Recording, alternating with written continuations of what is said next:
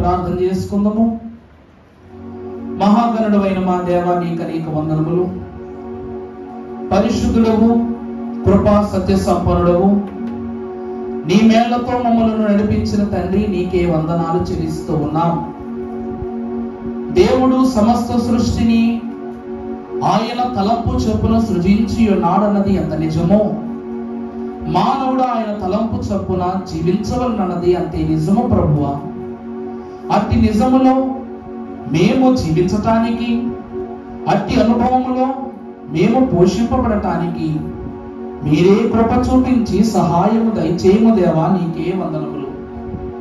మా జనకుని ప్రేమ ఇష్టజనముగా మార్చబడిన అనుభవము, దేవుని తలంపు మాలో ఫలించున్నట్లు మీరే మాకు తోడయ్యుండి, మాకు బలమయ్యుండి, మా ఆశీర్వాదమయ్యుండి, మాతో ఉండి మమ్మల్ని స్థిరపరచుమని దివ్య దేవుని యొక్క ప్రశస్త పావన ద్వితీయ నామమున ప్రార్థించి వినయముతో వేడుకొనుచున్న మా ప్రియ పరలోకపు తండ్రి, ఆమేన్.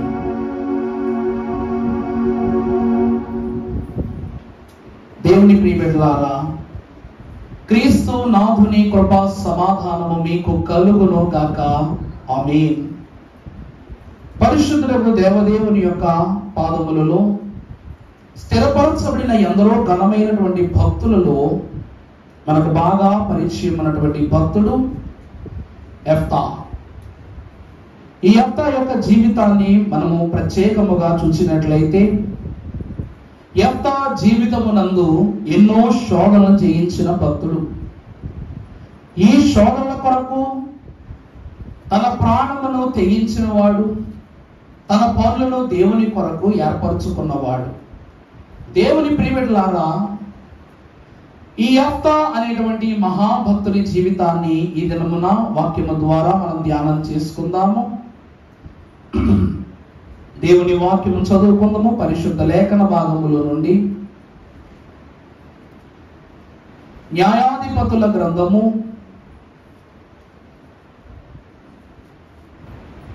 11వ అధ్యాయం ప్రారంభము నుండి చదువుకుందాం.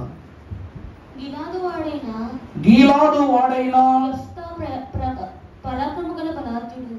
యెఫ్తా పరాక్రమము గల బలాఢ్యుడు, అతడు వేశ్య కుమారుడు. గిలాదు యెఫ్తాను కనెను.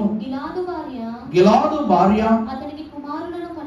అతనికి కుమారులను కనగా వారు పెద్దవారై, నీవు అన్య స్త్రీకి పుట్టినవాడివి గనుక మా తండ్రి ఇంట నీకేమి లేదు, స్వాస్థ్యము లేదని తన సహోదరుల యొద్ద నుండి పారిపోయి తోబు దేశమున నివసింపగా అల్లరి జనము యెఫ్తా యొద్దకు వచ్చి అతనితో కూడా సంచరించుచుండెను. చాలమ్మా.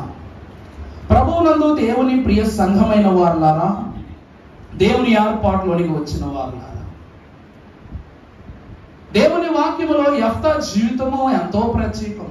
ఇందాక చెప్పిన మాటలకు ఈ యెఫ్తా జీవితానికి ఒక ప్రత్యేకత ఉంది. దేవుని ఎదుట ఎప్పుడూ మాట ఇవ్వకూడదు. మాట ఇచ్చిన తరువాత దాన్ని నిలబెట్టుకోవాలి.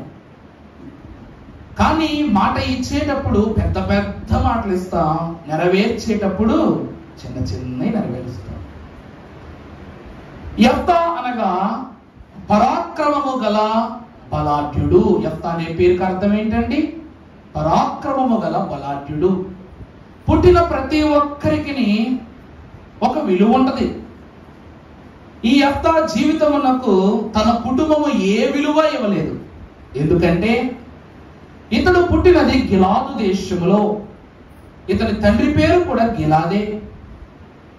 ఇతని వంశీకులైనటువంటి వారిలో తన ముగ్గురు అన్నలు, అనగా తన తండ్రికి మొదటి భార్యగా ఉన్న ఆమెకు ముగ్గురు బిడ్డలు ఉన్నారు. ఆ ముగ్గురు తన అన్నలు. ఆ తరువాత తన తండ్రి ఒక వేశ్యను మోయించగా ఈ యెఫ్తా ఆమెకు జన్మించాడు. ఇతని యొక్క తల్లి ఎవరంట? ఒక వేశ్య. వేశ్య కుమారుడు ఈ యెఫ్తా. వేశ్య కుమారునిగా పుట్టడం వల్ల తన అల్లలైన వారు ఎప్పుడు దగ్గరికి రానిచ్చేవారు కాదు.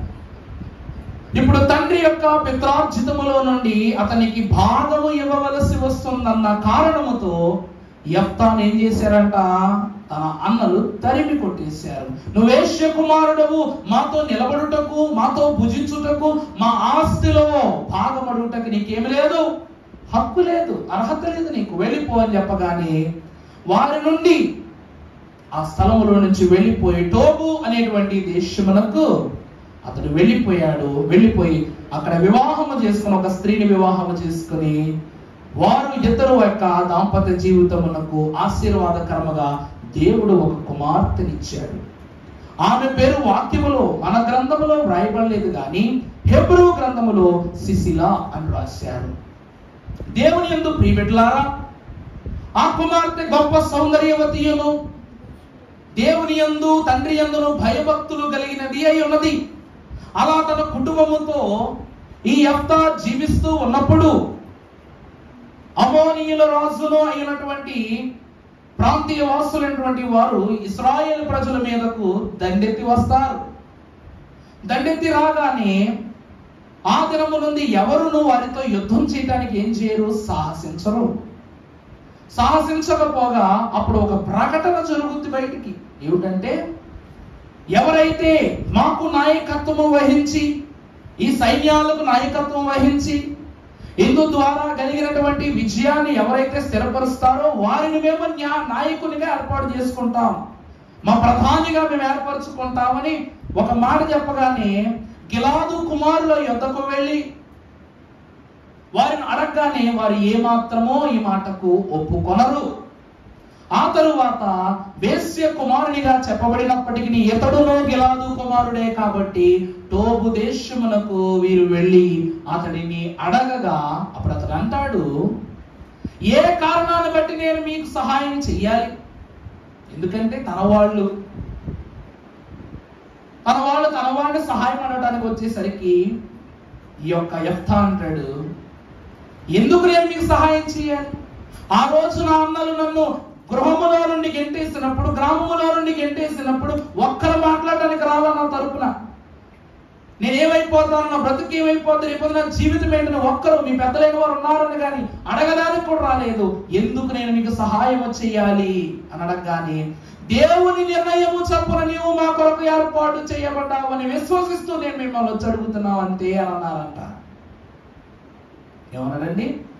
ఇది దేవుని యొక్క ఆదేశము, ఆజ్ఞ మేరకు మేము మిమ్మల్ని ఏర్పాటు చేసుకుందామని నిన్ను అడగటానికి వచ్చాము. ఒప్పుకుంటే సరే, లేకపోతే లేదు.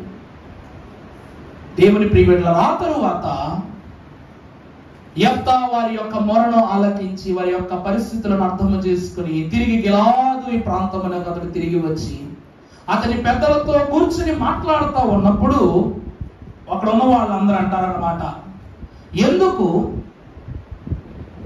అమోనీయులు మన పైన దాడి చేస్తున్నారు, కారణం ఏంటి? అంతే కదండి, ప్రతి యుద్ధం వెనకలో కారణం ఉంటది, కారణం లేని యుద్ధం ఉండదు. ఎందుకు అని చెప్పేసి ఆ రాజుకు తన యొక్క దూతల ద్వారా సందేశాన్ని పంపిస్తాడు యెఫ్తా. వాళ్ళు వెళ్ళి, రాజా ఎందుకు మీరు మా ప్రాంత వాసుల మీద మీరు దాడి చేద్దామని అనుకుంటున్నారు, కారణం ఏంటో చెప్పండి అని అంటే ఆ రాజు అంటాడు, కేవలము మీరు మా ప్రాంతాన్ని ఆక్రమించుకోవటాన్ని బట్టి. ఎందుకంటే మీరు మా ప్రాంతాలను ఆక్రమించుకున్నారు కాబట్టి మేము మీ పైన దాడి చేసి వాటిని కైవసం చేసుకుందాం అన్న ఉద్దేశంతో యుద్ధం చేస్తానంటే అప్పుడు ఆ మాటను తీసుకొచ్చి యెఫ్తాకి చెప్తే యెఫ్తా అంటాడు, మనం ఎవరో రాజ్యాలు కైవసం చేసుకున్నాం, మనం ఎవరి మీద కర్రెత్తలా, కత్తెత్తలా, డాలెత్తలా, యుద్ధం ప్రకటించలా, మన మీదకు కక్ష కట్టి ఒక చెడు తలంపుతో మీరు ఈ పని చేస్తున్నారని చెప్పేసి యెఫ్తా అనుకొని, ఏ ప్రాంతాన్ని మేము ఆక్రమించుకున్నామో మీరు మాకు చెప్పండి అన్న ఉద్దేశంతో ఏం చేస్తాడు, ఈ యెఫ్తాకు సందేశం పంపిస్తాడనమాట. యెఫ్తా మరలా తిరిగి ఏంటి కారణం కనుక్కొని రండి, అసలు ఆ కారణం ఏంటో కనుక్కొని రండి అని చెప్పగానే అప్పుడు అమోనీయుల రాజు చెప్తాడనమాట, ఆనాడు మోషే పర్యవేక్షణలో ఐగుప్తు దేశము నుండి బయలుదేరి వచ్చినటువంటి మీరు ఆ ప్రాంతము మొదలుకొని కనాను చేరేదారులు ఎన్ని రోజులు వెళ్ళారు? 40 సంవత్సరాలు వెళ్ళారు. 40 రోజులు కూడా ప్రయాణం. నిజం చెప్పాలంటే ఇప్పుడు బస్సులో ఈజిప్ట్ టు ఇస్రాయేల్ కనానికి ఎంత టైం పడుతుంది తెలుసా అండి? ఎంత టైం పడుతుంది తెలుసా? 38 hours పడుతుంది బస్సులో వెళ్తే. అంటే 3 రోజులు వెళ్ళిపోండి. 3 రోజుల 2 days, 2.5 days, అప్రాక్సిమేట్ 2.5 కూడా కాదు, 1.5. ఒక రోజు ఒక పూట పడుతుంది. కానీ ఇశ్రాయేలు ప్రజలు ఎన్ని రోజులు వెళ్ళారంట? కాలినడక 40 రోజులు పడక 40 సంవత్సరాలు వెళ్ళారు. కారణం ఏమిటంటే మధ్యలో దేవుడు ఎన్నో రాజ్యాలు ఇశ్రాయేలు ప్రజలకు పరిచయం చేశాడు. వారి పరిస్థితిని పరిచయం చేశాడు. అందరూ అంటారు మోషే తిప్పి తీసుకెళ్లాడు, దేవుడు తిప్పి తీసుకెళ్ళాడని. రేపటి దినమున ఇశ్రాయేలు రాజ్యములోనికి కలగలపబో ప్రతి రాజ్యాన్ని ఇశ్రాయేలు ప్రజలకు పరిచయం చేశాడు. వారి పద్ధతులను పరిచయం చేశాడు, వారి అలవాట్లను పరిచయం చేశాడు, వారి ఆహార విధానాలను కూడా దేవుడు పరిచయం చేశాడు. దేవుని ప్రియమిట్లారా, ముక్క ఎక్కడ ఉందంటే మొత్తం తిప్పి చూపించామని అంటారు పెద్దోళ్ళు. ఈ మొత్తం తిరగడం ద్వారా నీకు సమయం పడుతుందేమో కానీ తిరిగి చూడటం ద్వారా అక్కడ ఏమేం పరిస్థితులు నెలకొన్నాయో నీవు ఖచ్చితంగా తెలుసుకోగలవు. కనానుకు వెళ్ళిపోతాం. కనాను ఎంత బలమైందో దేవుడు ఉన్నాడు కాబట్టి తెలుస్తుంది. కానీ కనానును సొంతం చేసుకోవాలనే దేశాలు ఎన్నో ఉన్నాయన్న విషయం ఇశ్రాయేలుకు తెలుసా? తెలియదు. చివరికి మోషే కూడా తెలియదు. నిజం చెప్పాలంటే 40 దినాలు సినాయి పర్వతం మీద ఉన్న మోషే నేర్చుకున్న విషయాల్లో కనాను ముట్టడి చేయబడటానికి కావలసినటువంటి శత్రు సైన్యాల వివరాలను కూడా మోషే చూశాడు దేవుడి దగ్గర. అప్పుడు యెఫ్తాను వెళ్ళి అడిగినప్పుడు, మీరు ఒక చిన్న మ్యాప్ చూపిస్తాను మీకు. ఈ మ్యాప్ లో మీరు చూసినట్లయితే ఒక ప్రత్యేకమైనటువంటి విషయాన్ని మనం చూస్తున్నాం. ఇది ఇజ్రాయెల్ యొక్క బార్డర్ మ్యాప్. దీన్ని the great seas of materials అంటారన్నమాట. ఈ ప్రాంతాన్ని మీరు చూస్తే పలు భాగాలుగా విభజింపబడింది. ఇప్పుడు నేను మీకు ఈ మాటను కొద్ది మాటలో తెలియజేస్తాను, మైక్ అవసరం లేకుండా.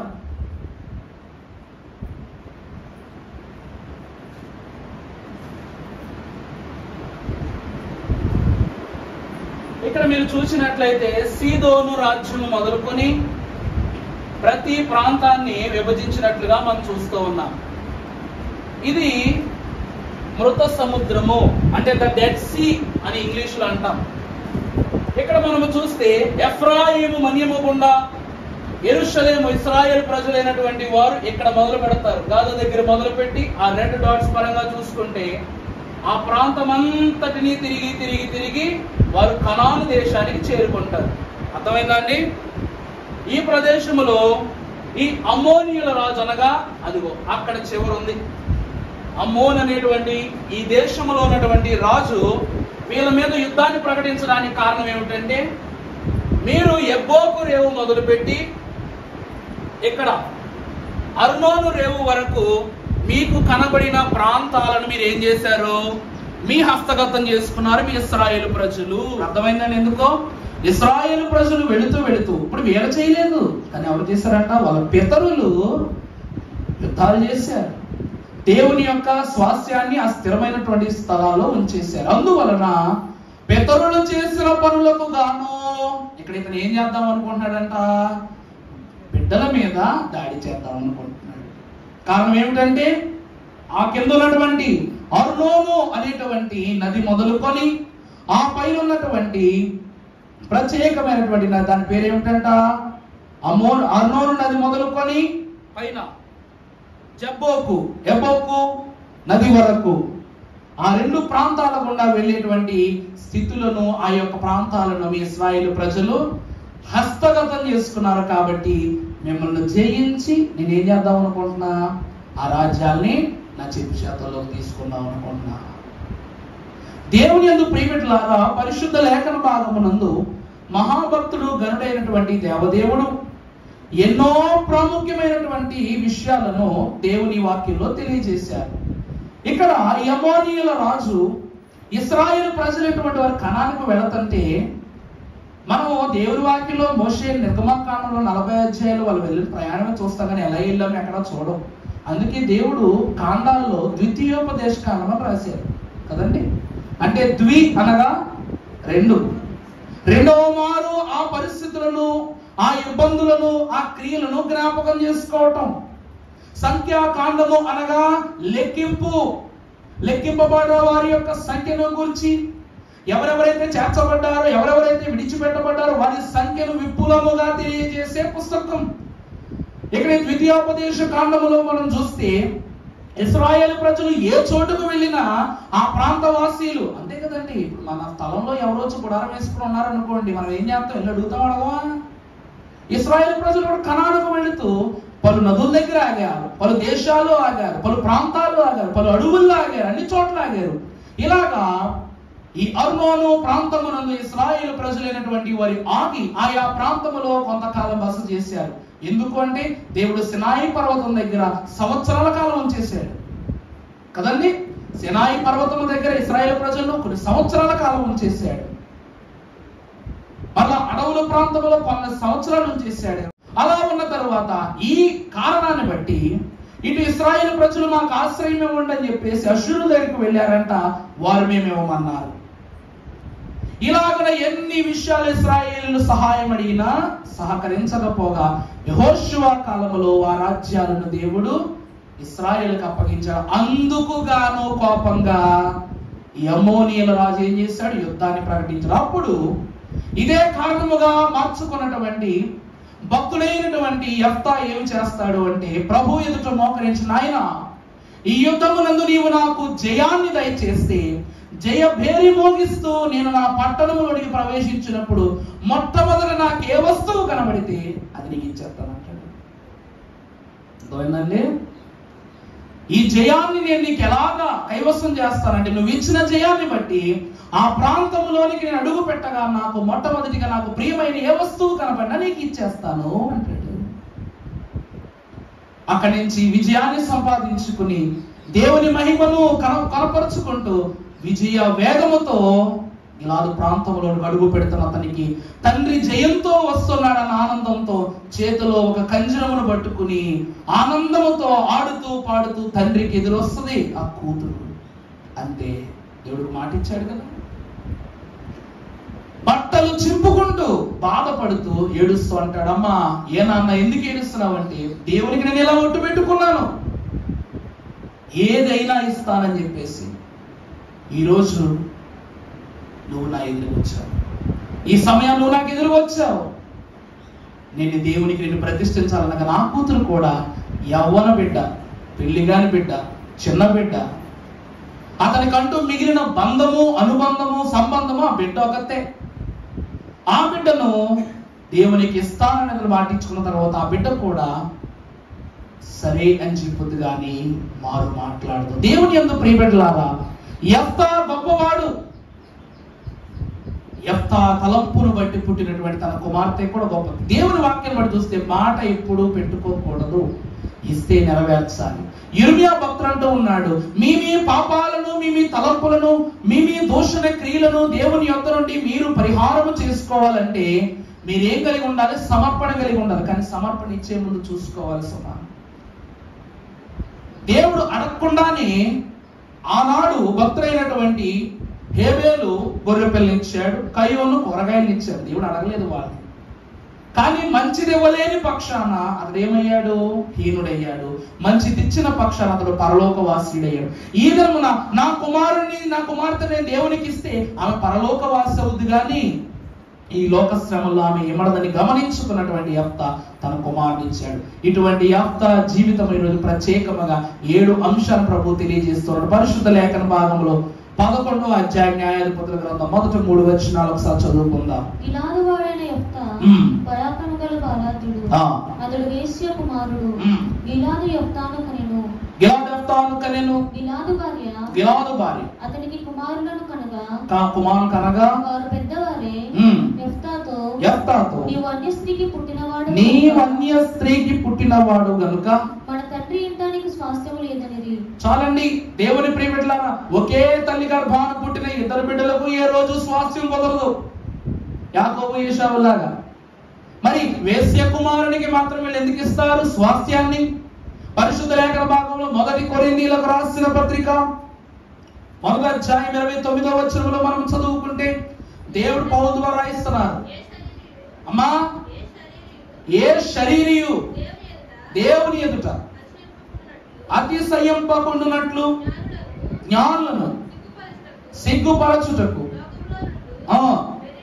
వెర్రివారిని.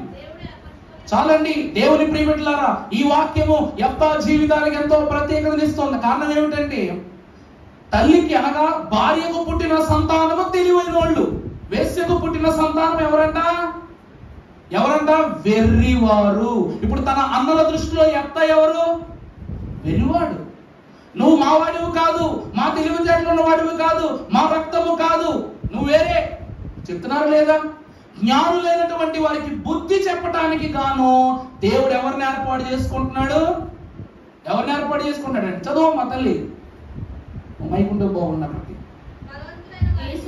అమ్మా, బలవంతులైన వారిని సిగ్గుపరచడానికి లోకములో. చాలండి దేవుని ప్రియమిట్లారా, బలవంతులైన వారిని సిద్ధపరచడానికి గాను దేవుడు బలహీనులను తన పని కొరకు ఏర్పరుచుకున్నాడు.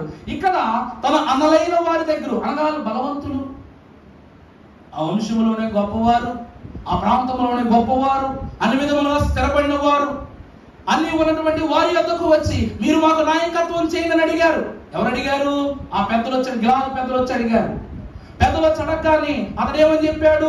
మేము రాము, మాకు యుద్ధానికి సంబంధం లేదు అని వారు ఏం చేశారంట? తృణీకరించారు. బలవంతులైనటువంటి వారి దగ్గరికి వెళితే బలహీనమైన సమాధానం వచ్చింది.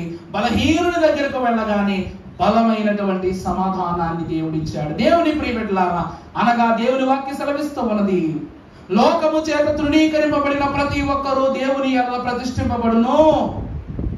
ఏమండి, ఇక్కడ ఒక వెర్రివాడుగాను బలము లేని వాడుగాను అన్నలకి ఎంటేస్తేనే పారిపోయాడు.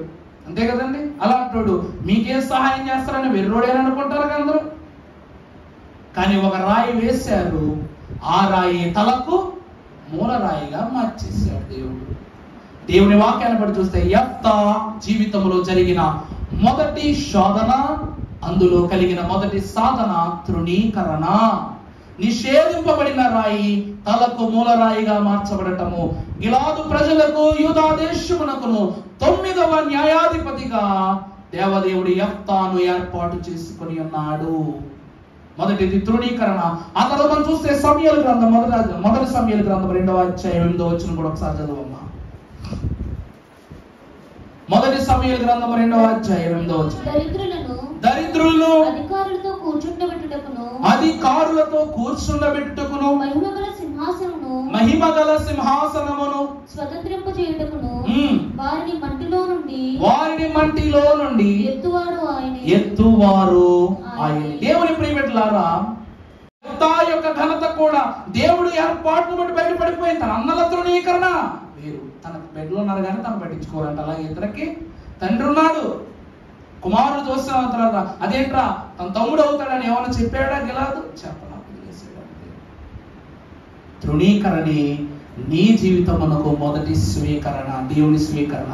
లోకము తృణీకరణే నీకు దేవుని యొక్క స్వీకరణ తెలియజేస్తూ ఉన్నాం. ఇప్పుడు 2వ మాట మనం చూస్తే న్యాయాధిపతుల గ్రంథము 11వ అధ్యాయం 9వ వచనం ఒకసారి చదువమ్మా.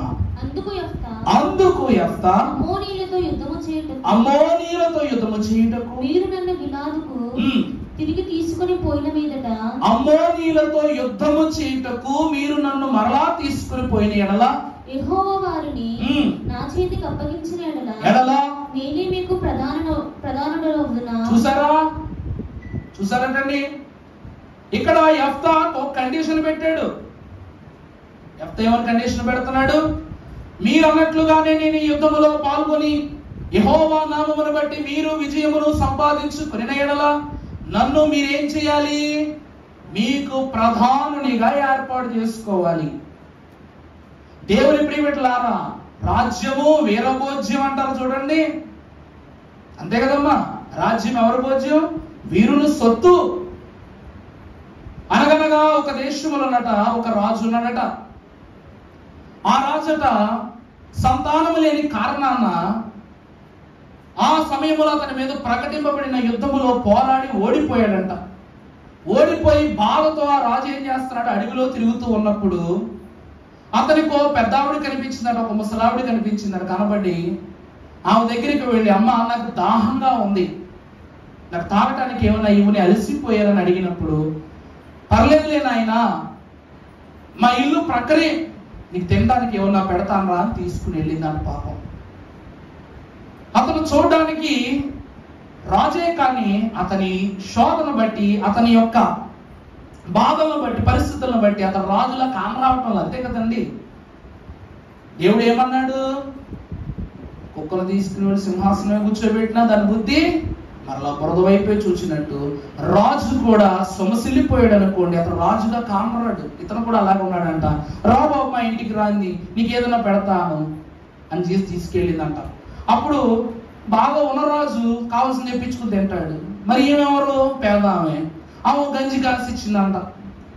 గంజి కాసిస్తే అది తీసుకుని ఇలా తాగుతున్నప్పుడు పెదాలు కాలినాయంట. ఏమైందండి, ఆకలేస్తుందన్నటువంటి తపనతో, ఆకలి ఉన్నటువంటి బాధతో ఏం చేశాడు, వేగంగా తాగేయాలనుకున్నాడు. ఏమైపోయింది, వెంటనే నాలుగు కాలిపోయింది. కాలిపోగా నేను, బాబు నువ్వు ఇట్లా తాగకూడదు బాబు, ఇదిగో ఇది ఉపయోగించుకుని తాగు అని చెప్పేసి ఒక కొబ్బరి చెప్పున దాని డోగు లాంటిది అతనికి ఇచ్చిందంట. దాన్ని తీసుకుని తాగాడంట.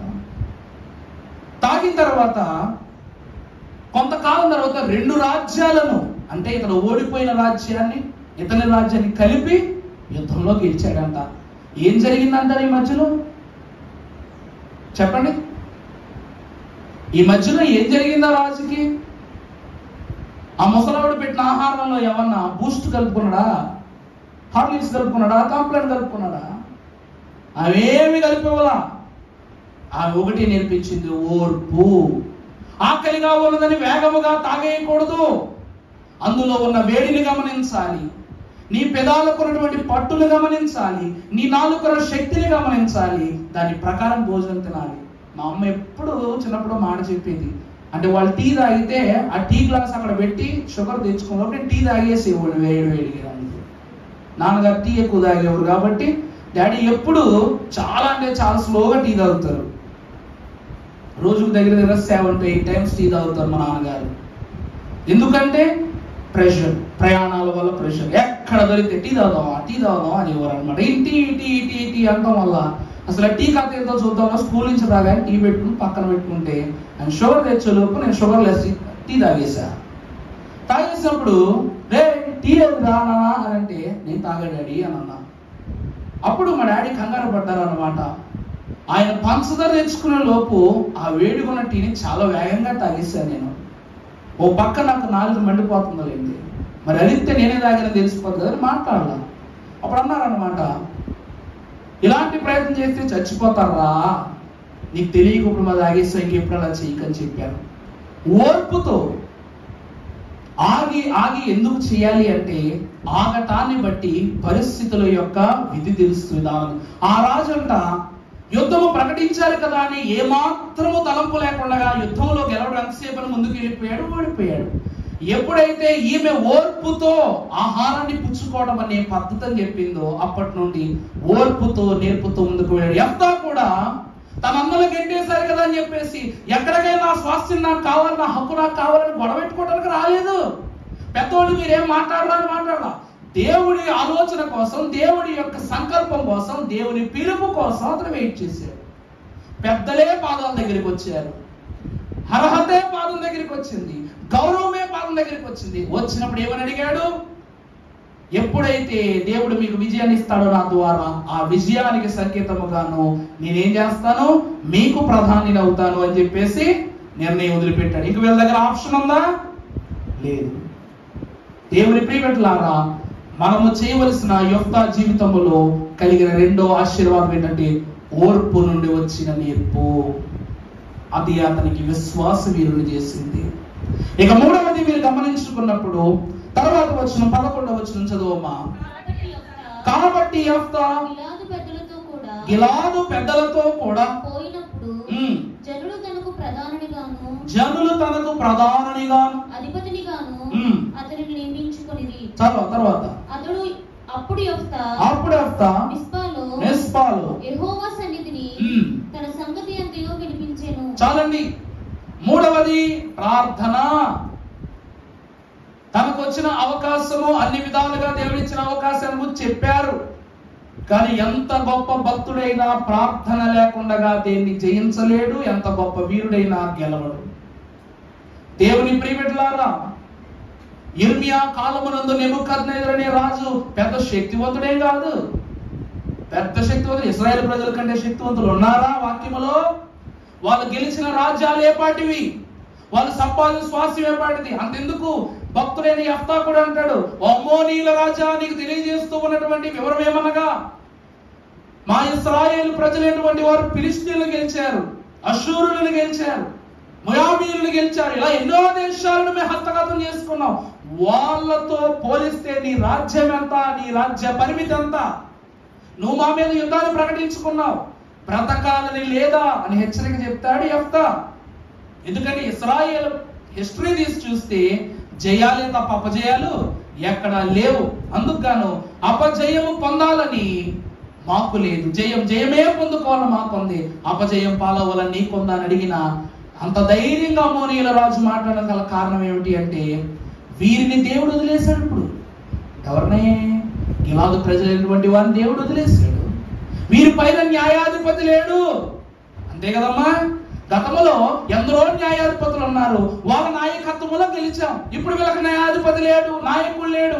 ఇప్పుడు వీళ్ళను నడిపించడానికి ఒక బాట లేదు, కాబట్టి ఆ బాటను నేను లాక్కుంటాను అని ప్రకటించాడు యుద్ధం. ఆ బాటను వేయుటకు గాను దేవుడు ఏర్పాటు చేసుకున్న 9వ న్యాయాధిపతిగా యెఫ్తా మిస్పాలో ఉన్నటువంటి దేవుని సన్నిధిలో ఏం చేశాడు? దేవునికి ప్రతి విషయాన్ని వివరించి చెప్పాడు. ప్రభువా, ఇది ఎలా వెళ్ళమంటావు, ఏ రకంగా వెళ్ళమంటావు అని చెప్పి అక్కడ ప్రభువుకు మాట ఇచ్చాడు. నువ్వు నాకు జయాన్ని అనుగ్రహించిన పక్షాన నాకు ప్రియమైనది మొట్టమొదటిగా నేను జయధ్వని చేస్తూ వెళుతున్నప్పుడు నాకు ఎదురొచ్చే మొదటి దాన్ని, ప్రియమైన దాన్ని నీకు అర్పణగా ఇస్తాను అంటాడు. మూడవది ఏమిటనగా ప్రార్థన. పరిశుద్ధ గ్రంథంలో ఒక ప్రశస్తమైన మాట చూద్దాం. 1 పేతురు పత్రిక 2వ అధ్యాయం 23వ వచనం చదువుకుంటే అక్కడ రాయబడి ఉన్న మాట పేతురు గారు రాస్తున్నారు. చదువుమా.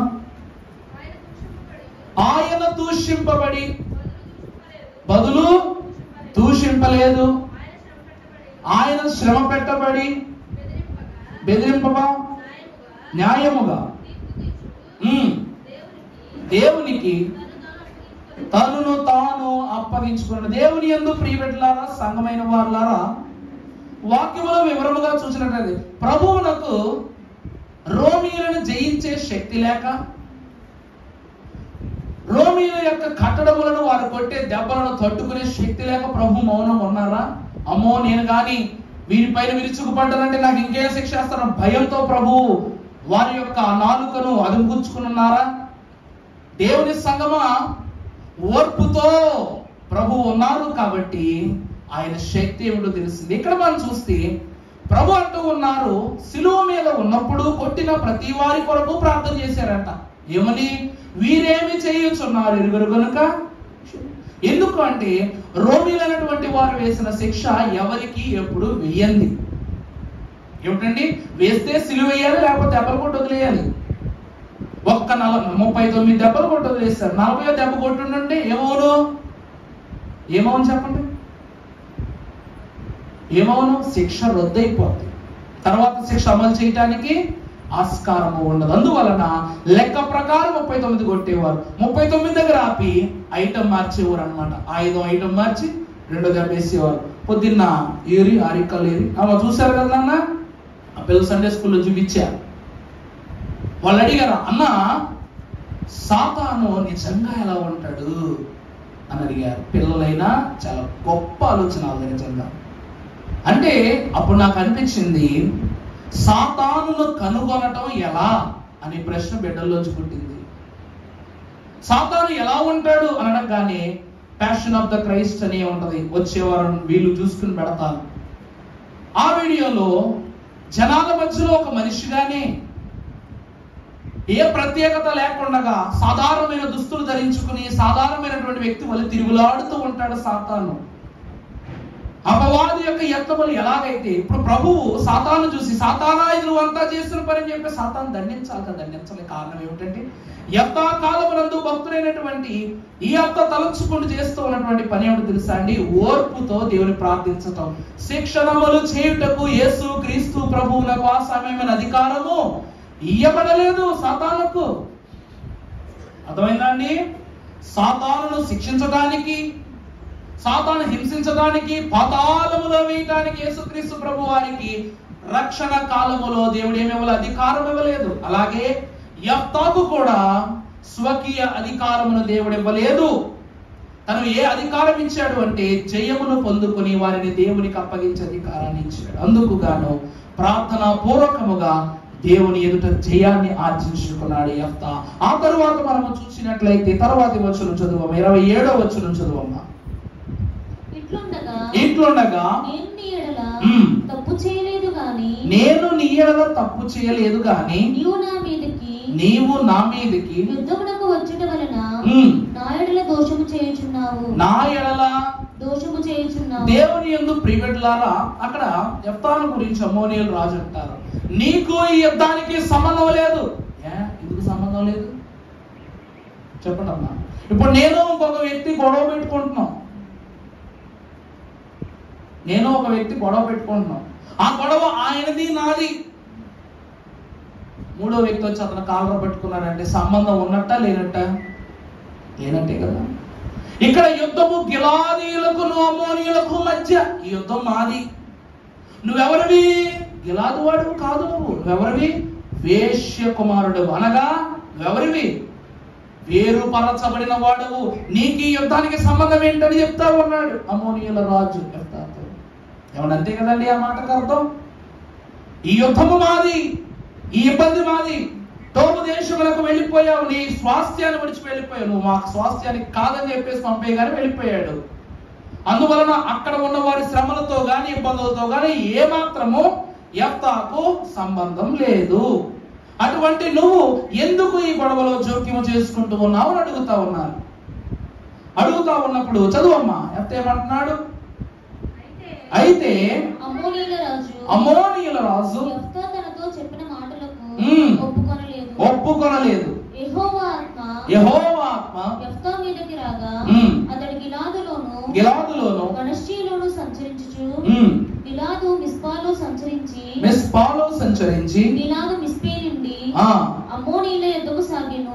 మొదటి సమూయేలు గ్రంథం 24వ అధ్యాయం 15వ వచనములో మనం ఒక మాటను చూస్తూ ఉన్నాం. యెహోవా నీకును నాకును మధ్య న్యాయాధిపతి అయి తీర్పు తీర్చును గాక. చాలండి. నువ్వు ఎవరు?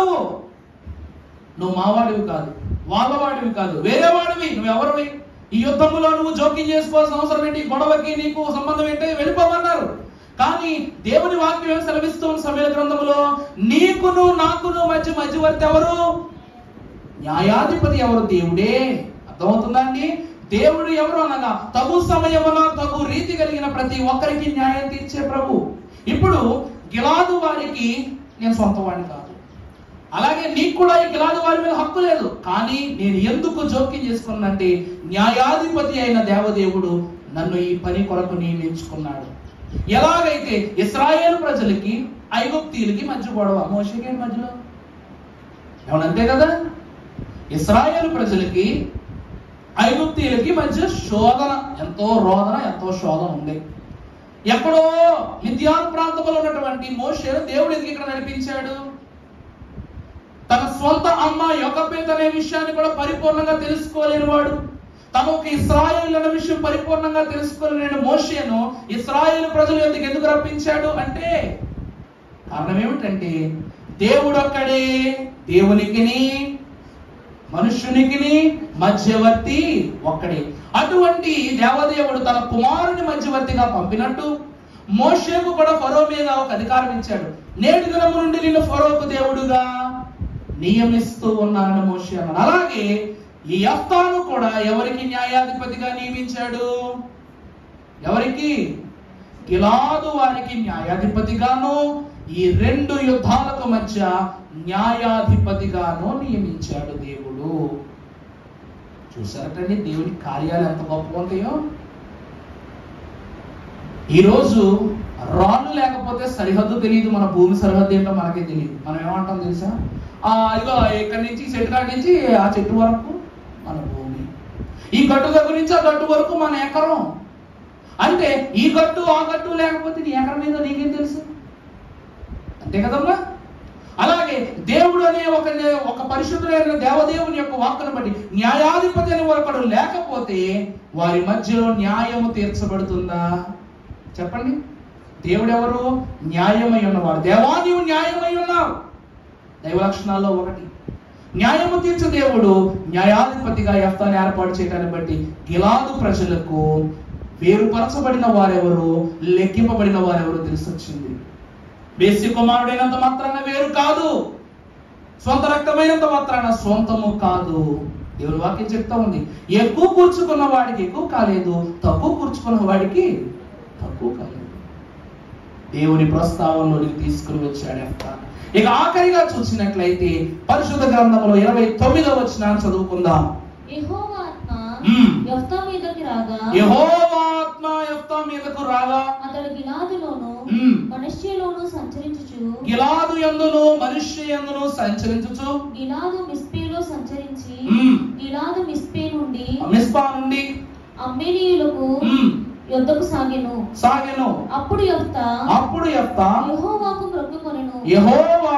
మ్రొక్కుకొనెను. ఎట్లనగా నీవు నా చేతికి అమ్మోనీయులను నిశ్చయముగా అప్పగించిన యెడల నేను అమ్మోనీయుల యొద్ద నుండి క్షేమముగా తిరిగి వచ్చినప్పుడు నన్ను ఎదుర్కొనుటకు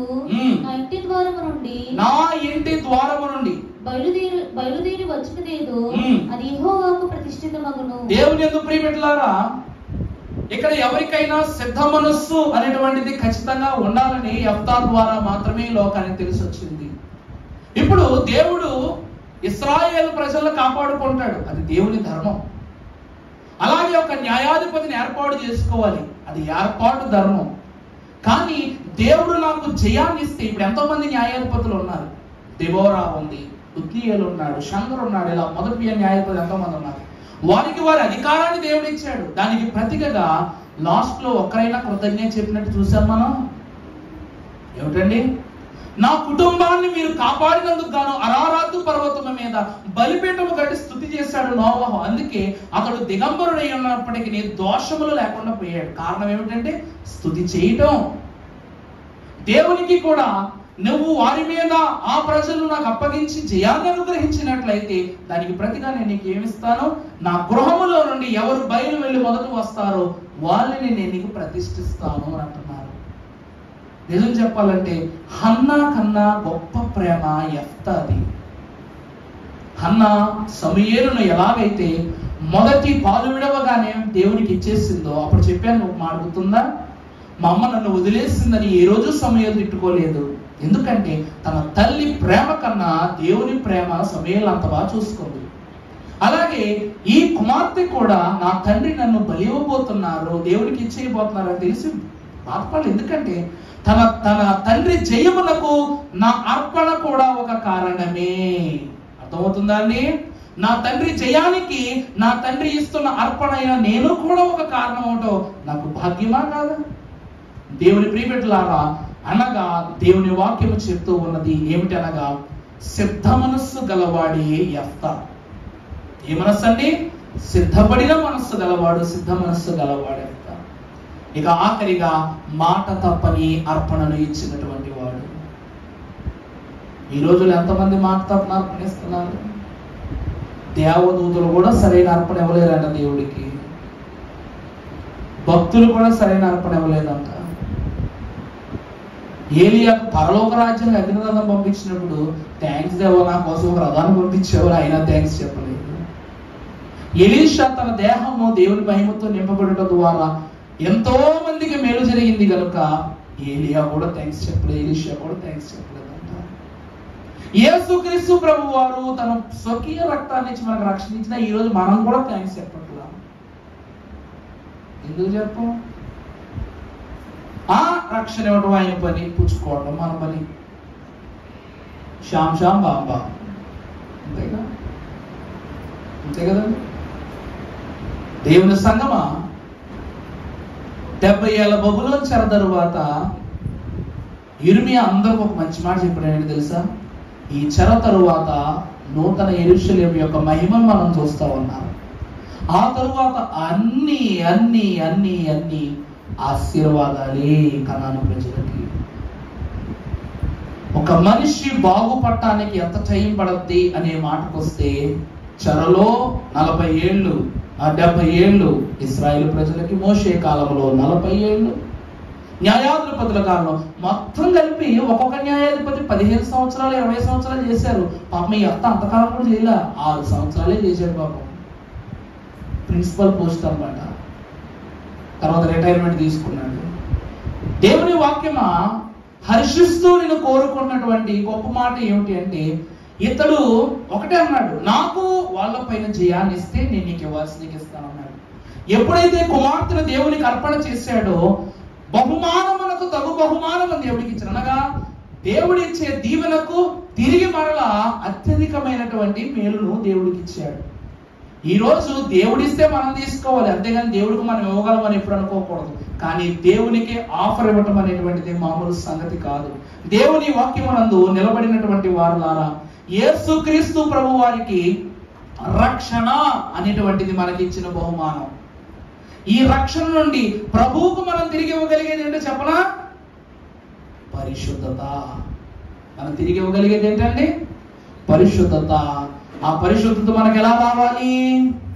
పరిశుద్ధుని చేసి నీ వరములో దయచేసి,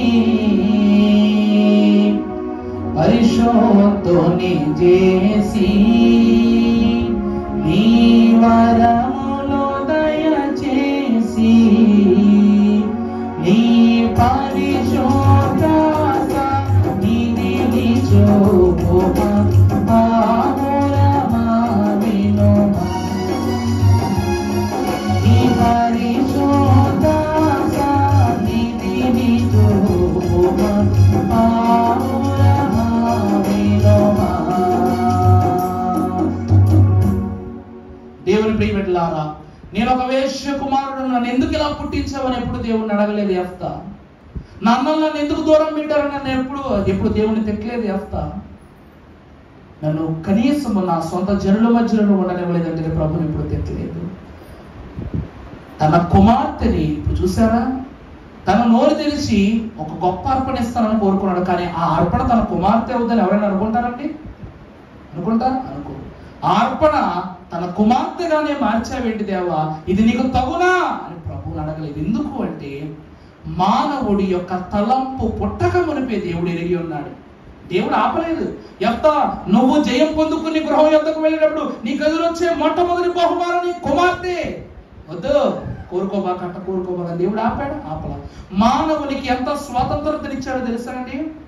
ఎంత స్వాతంత్రం ఇచ్చాడంటే, నువ్వు చెడు పలికినా దేవుడు చూస్తున్నాడు, మంచి పలికినా చూస్తున్నాడు, ఆరాధనకు రాకపోయినా చూస్తున్నాడు, ఆరాధనకు వచ్చినా చూస్తున్నాడు. ఇలాగనుకుని రాపోయినా చూస్తున్నాడు అన్న కదా అయ్యారని చెప్పి వచ్చేవారు రావడం మనకినే ఏంటి అమ్మా మన తరగతి పంపేసి. దేవుని ప్రియబిడ్డలారా, దేవుని వాక్యం చెప్తూ ఉంది, రక్షణ అందరికీ సమానమే, కానీ అంతస్తులు వేరు. అర్థమవుతుందా అండి? బాటిల్లో వాటర్ పట్టిస్తాం, కానీ full water bottle, half water bottle, medium size water bottles నేను ఉంటాయి. అన్నింటినీ బాటిల్స్ అంటారు. అలాగే రక్షణ కూడా అందరికీ సమానమే. ఈ దినమున సంస్కారపు విందులో ద్రాక్షరసం ఇచ్చినప్పుడు అందరికి ఎంత క్లాసులు ఇస్తాం. ఒక అతను ఎక్కడ మొరబళ్ళ ప్రాంతంలో బహుశా కార్యక్రమానికి వెళ్ళాం. అయ్యగారు సంస్కారం కూడా ఇచ్చేయండి అని చెప్పానంటే, అయ్యా నాకు ఇక్కడ సంస్కారం ఇవ్వడానికి అధికారం లేదండి, మీరే ఇవ్వండి, నేను అంగీ తెచ్చుకోలేదు అని అన్నా. ఇంకా విచిత్రమైన తెలుసా అండి, ఒక్కొక్క గ్లాస్ ఎంత ఉంది, ఎంత గ్లాస్ ఉంది అంటే తన సంఘం మొత్తం కలిపి 45 మంది ఉన్నారు. బహుశా సంస్కారికులు 45 మంది ఉన్నారు. నేను కూర్చొని నా పక్కన కూర్చొని చూస్తాను అనమాట.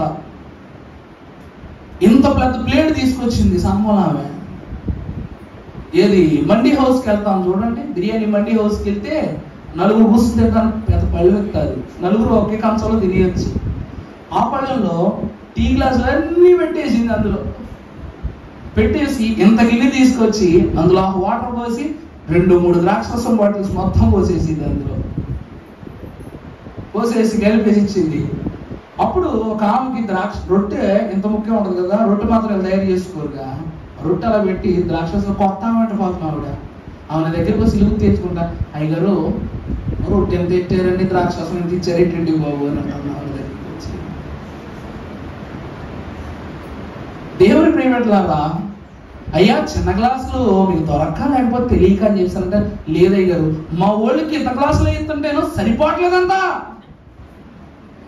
ఇంత గ్లాసు అయితే సరిపోవట్లేదా? సరిపోవట్లేదు, అందుకే ఈ గ్లాసులు తెప్పించావు అంటే, ఈ లెక్కలో సంస్కారం రోజు మీ ఆరాధన కానుక, సంస్కారం కానుక, నెల కాను కూడా ఖర్చు పెట్టిన ద్రాక్షరసం బాటిల్కే ఖర్చు అవుతుంది మొత్తం అంతా. ఈ సంస్కారానికే ఖర్చు అవుతుంది అంటే ఏం చేస్తాం అయ్య గారు అని చెప్పేసి అంటున్నాడు ఆయన. దేవుని ప్రియపెట్టలారా, గ్లాస్ చిన్నదే, అందులోన ద్రవము చిన్నదే, కానీ ఇచ్చే రక్షణ చాలా పెద్దది. రొట్టె చిన్నదే, తీర్చే ఆకలి చిన్నది, కానీ దాని ద్వారా వచ్చే స్వాస్థ్యము చాలా పెద్దది. యెఫ్తా చిన్నవాడి, అతని కుమార్తె చిన్నది, కానీ ఆయన కుమార్తె సమర్పణ ద్వారా దేవుడిచ్చిన జయము చాలా పెద్దది. అలాగే ఈ దినమున నెలలో 4 వారాలు మనకు చిన్నయ్యే, ఆ చిన్న వాటిని కూడా అనుసరించక, నేను మన రాణి గారి దగ్గరికి వెళ్ళా, కాలు బాగలేదని. ఏమన్నా డాక్టర్ గారిని అడిగితే చూపించుకున్నాను, కట్టేస్తే వేయచ్చు అన్నారు. అప్పుడు ఆవిడది ఏమన్నారండి, మీరు మెట్లు దిగలేరేమో, ఈ ఆదివారం రాలేరేమో అని అన్నారు.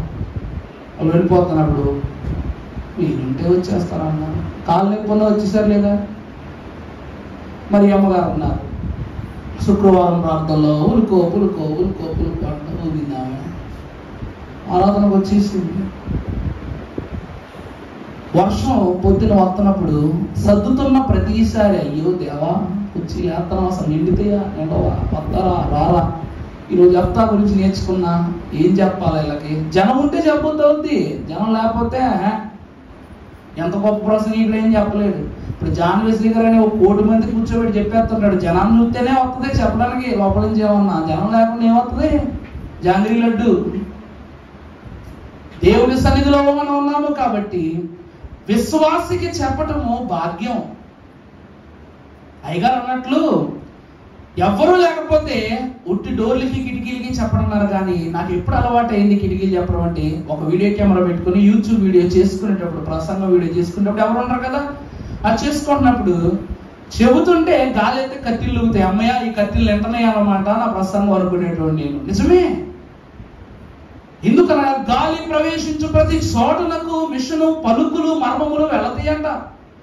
మరి అట్టి ప్రాణము లేని వస్తువులకి దేవుడు ఎంత గొప్ప చెవులు ఇచ్చాడు. మరి సజీవమైనటువంటి రాళ్ళు మనకి ఇంకెంత ఆత్మ ఉండాలి, ఎంత తలంపు ఉండాలి. శ్రమ వచ్చిందని ప్రార్థన చేయటానికి నేనెవరిని, శ్రమ తీసివేయటానికి నేనెవరిని? అన్నయ్యూ ప్రభువే, అది నువ్వు ప్రభు యొక్క ఉన్నప్పుడే. యెఫ్తా అన్నిటిని జయించాడు, ఆత్మను జయించాడు, రక్షణను జయించాడు, సంతోషాన్ని జయించాడు.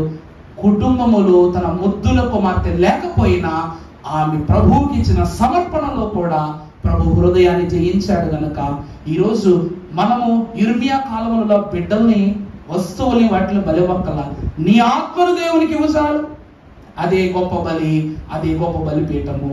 దేవుడు యెఫ్తా అనగా పరాక్రమము గల బలాఢ్యుడు. అంటే కుమార్తెను కోల్పోయినా తన పరాక్రమము దేవుని దృష్టిలో చావలేదు, కృషించిపోలా, కృంగిపోలా. అంతటి పరాక్రమము గల బలాఢ్యుని యొక్క దీవెనలలో పెరిగి పోషింపబడినటువంటి సంఘమే బైబిల్ మిషన్ వధువు సంఘము. కనుక అట్టి సంఘముగా, అట్టి విశ్వాసులుగా మనందరం స్థిరపరిచి దీవించును గాక. ఆమేన్. పరిశుద్ధానికి స్తోత్రాలు. నాయన, వాక్యము మనస్సునకు మాలిక, అది సువాసన వెదజల్లు మహిమ. అట్టి మహిమలో పాలు పంపులు కలిగి ఉండటం మా భాగ్యము. అట్టి భాగ్యములో నిలిచి ఉంట సౌఖ్యము. ఈ దినము నాయన పరాక్రమము గల బలాఢ్యుడు, లోకమే పెట్టిన పేరు, పరలోకమే ఆమోదించిన పేరు. అట్టి పేరును నీవు మాకు దయచేసి లోకము ఎంత శోధన పెట్టినా పరాక్రమముతో, వైభవముతో మేము జయించే భాగ్యాన్ని మీరు మాకు దయచేయమని యేసు నామములో వేడుకొంచున్నాము తండ్రి. ఆమేన్. ప్రభు దీవించి ఆశీర్వదించి ఆయన మహిమ పొందును గాక. ఆమేన్.